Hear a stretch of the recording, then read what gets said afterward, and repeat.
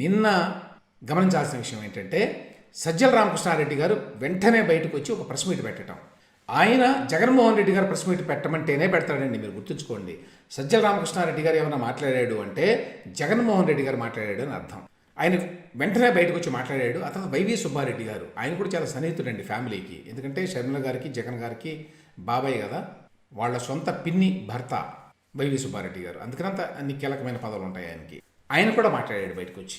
ఒక మాట అన్నదండి షర్మిల గారు, అది ఇక్కడ వర్తిస్తుంది కరెక్ట్గా. అదేంటంటే ఎవరికి ఎక్కువ భయం ఉంటే వారే నన్ను విమర్శిస్తారు అన్నది. అది కరెక్ట్. ఎవరండి వెంటనే వచ్చి విమర్శించింది, స్పందించింది? వైసీపీ సీనియర్ నాయకత్వం. వైసీపీలో ఉన్న కింద సోషల్ మీడియా వాళ్ళు, ఆ పెయిడ్ ట్రోల్స్ ఇట్లాంటి వాళ్ళు కాదండి. చిల్లర ట్రోల్స్ ఎప్పుడూ ఉంటాయి షర్మిల గారి మీద, అవి కాదు. పెద్ద నాయకులే నిన్న స్పందించారు. ఎందుకంటే వాళ్ళకి ఎక్కువ భయం ఉన్నది కాబట్టి. సరే, సజ్జల రామకృష్ణారెడ్డి గారు ఆయన మాట్లాడాల్సిన మాటలన్నీ మాట్లాడాడు. కాంగ్రెస్లో చేరిన తర్వాత షర్మిల గారి యాస భాష మారిపోయినాయి, ఆవిడ ఇట్లా మాట్లాడడం కరెక్ట్ కాదు అన్నాడు. బాబు కోసం బలి అని చెప్పి సాక్షి పత్రికలో హెడ్లైన్ పెట్టారండి. చంద్రబాబు చివరి అస్త్రంగా షర్మిల అని చెప్పి వీళ్ళ యొక్క ప్రయత్నం ఏంటంటే, డెస్పరేట్ అటెంప్ట్ ఏమిటంటే, ఈ షర్మిల గారిని తెలుగుదేశం పార్టీ పెట్టినటువంటి వ్యక్తి, తెలుగుదేశం పార్టీ కోసం పనిచేస్తున్న వ్యక్తి అనేటువంటి ఒక ఆ ప్రచారాన్ని జనంలోకి తీసుకువెళ్ళాలి అనేది వాళ్ళ ఉద్దేశం. ఈవిడ తెలుగుదేశం పార్టీ కోసమే పనిచేస్తుంది. అంటే జగనన్న వదిలిన బాణం కాదు ఈవిడ, చంద్రబాబు నాయుడు గారు వదిలిన బాణం అనేటువంటి మెసేజ్ వెళ్ళాలి జనంలోకి. దానికోసమని పదే పదే అది మాట్లాడతారు. ఇక మిగతావన్నీ సరే, ఆవిడని విమర్శించారు. అయితే వాళ్ళు మరీ ఆవిడ ఫ్యామిలీ మెంబర్ కాబట్టి ఒక స్థాయి దాటి విమర్శించలేరు, పొలిటికల్గా విమర్శించడం తప్ప. వైసీపీ నాయకత్వం ఎందుకు అంత భయపడుతోందండి? కీలకమైన పాయింట్ ఏమిటంటే, ఆవిడ క్రైస్తవం గురించి ప్రస్తావించిందని చెప్పాను. వైసీపీకి ఉన్నటువంటి ధైర్యం ఏంటంటే, ఎన్నికల్లో వాళ్ళకి ఖచ్చితంగా వచ్చేటువంటి ఓటు బ్యాంక్ ఏదైతే ఉందో అది క్రైస్తవ ఓట్లండి. అది నంబర్ 1. సంఖ్యాపరంగా కూడా ఎక్కువ, దాదాపు 20% క్రైస్తవులు ఆంధ్రప్రదేశ్లో. సో ఈ 20% ఓటింగు గంపగుత్తగా వైసీపీకే వస్తాయి. అది కాకుండా సరే, రెడ్డి కమ్యూనిటీ ఎట్లాగా ఉంది జగన్మోహన్ రెడ్డి గారి వెనక చాలా వరకు మెజారిటీ. ఇది కాకుండా అదనంగా ఈ పదవులు ఇచ్చో ఇంకో రకంగానో లేకపోతే పథకాలు పెట్టో డీబీటీ ద్వారానో మరి కొంత పర్సంటేజ్ సంపాదిస్తే చాలు మనకి అనేటువంటి గేమ్ ప్లాన్లో ఉన్నారు. వాళ్ళ వ్యూహం అది. అది 2018లో వాళ్ళకి బాగా ఓట్లు తెచ్చిపెట్టి, అటువంటి కీలకమైనటువంటి క్రైస్తవ ఓటు బ్యాంకుని ఈ షర్మిల గారు వచ్చి దెబ్బ కొడతారేమో అనేటువంటి భయం పట్టుకుందండి ఇప్పుడు. లాస్ట్ టైము షర్మిల గారి భర్త అనిల్ గారు హిమ్సెల్ఫ్ ఈజ్ ఎ మిషనరీ యాక్టివిటీలో ఉన్నారు. ఆయన చాలా పెద్ద ఎత్తున క్రైస్తవ మత ప్రచారం చేస్తాడు ఆయన, మరీ ముఖ్యంగా ఆంధ్ర కోస్తా ప్రాంతాల్లో. అందువల్ల ఆయన చాలా ప్రభావితం చేశాడు లాస్ట్ టైం. ఎన్నికల ముందు, ఎన్నికల సందర్భంగా, ఎన్నికల తర్వాత కూడా మాట్లాడాడు ఆయన ఓపెన్గా బయటకు వచ్చి. నా కారు నంబర్ కూడా 153 151 అనుకుంటా, 151. ఆ స్థాయిలో అతను పనిచేశాడు. అతను పనిచేయడం కూడా ఉపయోగపడింది వైఎస్ఆర్సీపీ. ఇప్పుడు మరి షర్మిల గారు బయటకు వచ్చిన తర్వాత షర్మిల గారు ఆవిడ భర్త ఇప్పుడు ఆ క్రైస్తవ ఓటు బ్యాంకుకి చిల్లు పెడతారేమో అనేటువంటి భయం పట్టుకుంది. అందువల్ల షర్మిల యొక్క ఆవిడ క్యారెక్టర్ను కూడా దెబ్బతీయడానికి వెనుకంజి వేయడం అలా వాళ్ళు. ఫస్ట్ దానికి సిగ్నల్ ఏమిటంటే, అసలు షర్మిల గారినేమో రెడ్డీస్ డిజోన్ చేసుకునేట్టుగా చేయబోతున్నారని అండి. ఎందుకంటే రెడ్డి ఓట్లో కూడా చీలికొచ్చే అవకాశం ఉంటుంది కదా. రెడ్డీస్లో ఎస్పెషల్లీ రాయలసీమలో కన్వర్టెడ్ క్రిస్టియన్స్ చాలా ఉన్నారు, వాళ్ళు కూడా ప్రభావితం అయ్యే అవకాశం ఉంటుంది కదా. అందువల్ల ఫస్ట్ ఆఫ్ ఆల్ ఆవిడ రెడ్డి కాదు. ఇది పెద్ద ఎత్తున ప్రారంభించారండి. నిన్న ఈ పెద్ద నాయకులు ఎవరైతే ఉన్నారో వాళ్ళేమో పొలిటికల్గా మాట్లాడారు. ఎందుకంటే వాళ్ళు అసభ్యంగా మాట్లాడారు కాబట్టి, ఫ్యామిలీ మెంబర్ కాబట్టి షర్మిల గారు. కానీ వాళ్ళ సోషల్ మీడియా చేత అయితే అన్నరాని మాటలు అనిపించారండి. అవన్నీ కూడా నేను చదవలేను ఇక్కడ. కానీ భారతి గారికి వారి వర్గం వేరు, భారతి గారు అవినాష్ రెడ్డి గారు వాళ్ళ వర్గం వేరు. ఆ వర్గమే ఇప్పుడు ప్రస్తుతం వైసీపీలో పెత్తనం చేస్తోంది అనేది అందరూ చెప్పేది.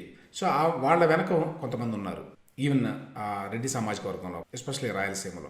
సో అందులో ఒక వ్యక్తి పెట్టింది చదువుతాను నేను. దాన్ని బట్టి మీకు ఏ రకంగా అటాక్ చేస్తున్నారు షర్మిల గారిని అనేది అర్థమవుతుంది. అధికారంలోకి రాగానే ఆ అధికారాన్ని అడ్డం పెట్టుకొని క్రైస్తవ సభలు పెట్టి విదేశాల నుండి భారీగా దోచుకోవాలని నీ మొగుడు వేసిన ప్లాన్ తెలిసిన జగన్మోహన్ రెడ్డి గారు వద్దన్నారు. నీ మొగుడిని వద్దు అని అన్నందుకు ఇంత కక్ష కడతావు అనుకోలేదు. పాదాల యాత్ర మేరుసుపల్లి షర్మిల గారు, నువ్వు ఎన్ని మాట్లాడినా నీ క్రెడిబిలిటీ పోవడమే తప్ప మిగిలేదు ఏమీ లేదని, ఇక భాషాపరమైనటువంటి చాలా తప్పులు ఉంటాయి అనుకోండి, అది పక్కన పెట్టండి. విషయం ఏంటంటే షర్మిల గారు ఆవిడ భర్త అనిల్ గారు క్రైస్తవ సభలు పెట్టి విదేశాల నుండి భారీగా దోచుకోవాలని ప్లాన్ వేస్తే జగన్మోహన్ రెడ్డి గారు ఆపారట.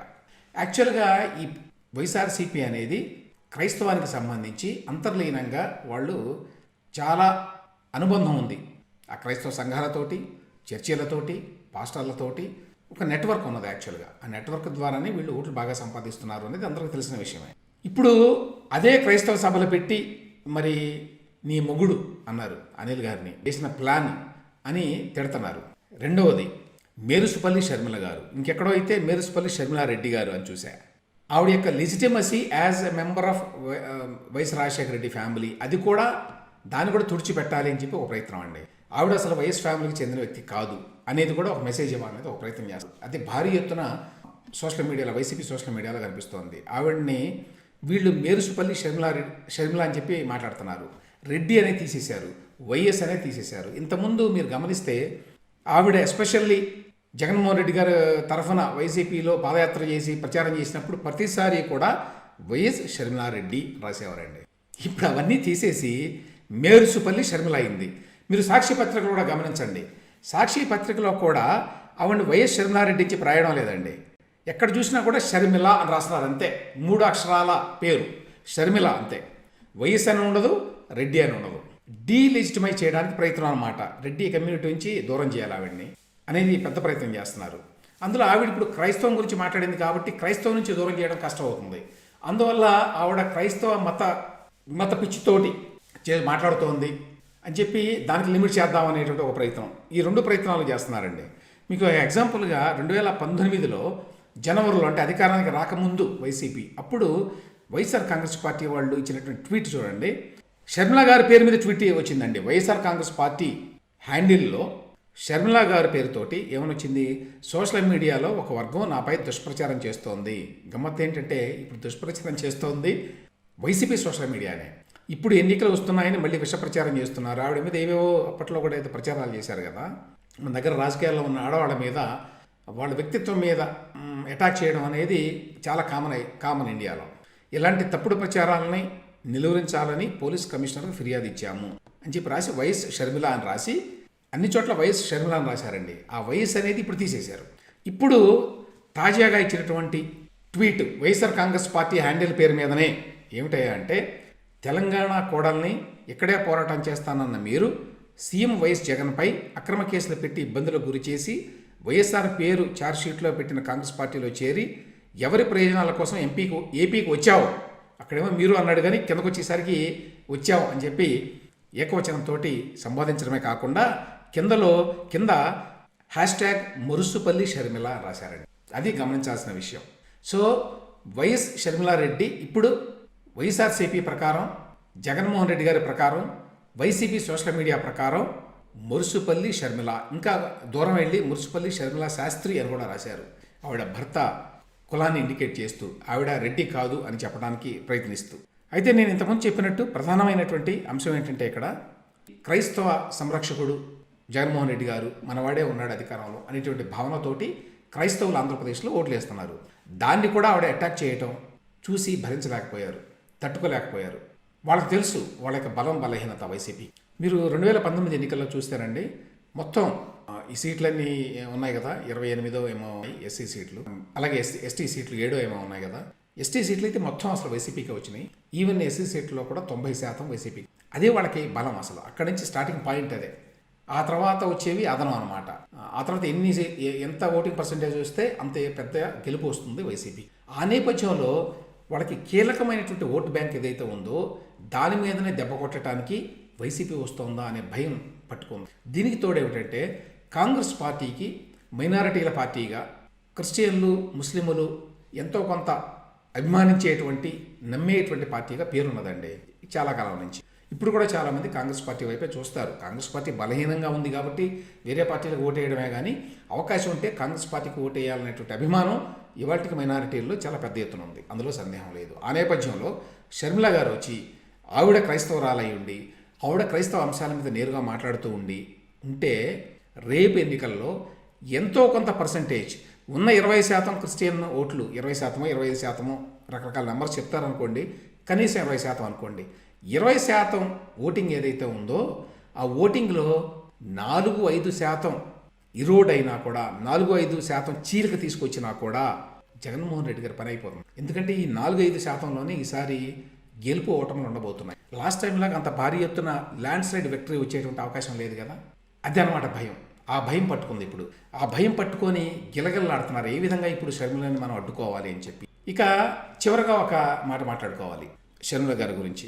సరే, ఇదంతా జరుగుతున్నటువంటి పొలిటికల్ డెవలప్మెంట్స్ మీద మన వ్యాఖ్య. కానీ అసలు షర్మిల గారు ఏమిటి, ఆవిడ పొలిటికల్ వాల్యూస్ ఏమిటి అనేది కనుక చూస్తే, ఖచ్చితంగా ఆవిడ మొత్తం పొలిటికల్ జర్నీ మనం చూస్తే ఆవిడకి పెద్ద వాల్యూ సిస్టము, పెద్ద నైతికత ఉన్నట్టుగా మనకైతే కనిపించదు. ఆవిడ తెలంగాణలో పార్టీ పెట్టిన విధానం కానివ్వండి, తెలంగాణలో ఆవిడ రాజకీయ ప్రచారం చేసిన విధానం కానివ్వండి, ఆ తర్వాత తెలంగాణను వదిలేసి కాంగ్రెస్ పార్టీలో చేరిన విధానం, కాంగ్రెస్ పార్టీలో చేరి ఏపీలో బాధ్యతలు స్వీకరించిన విధానం, ఇవన్నీ చూస్తే తర్వాత ఆవిడ పదే పదే ఆవిడ స్టాండ్ని మార్చుకోవడం.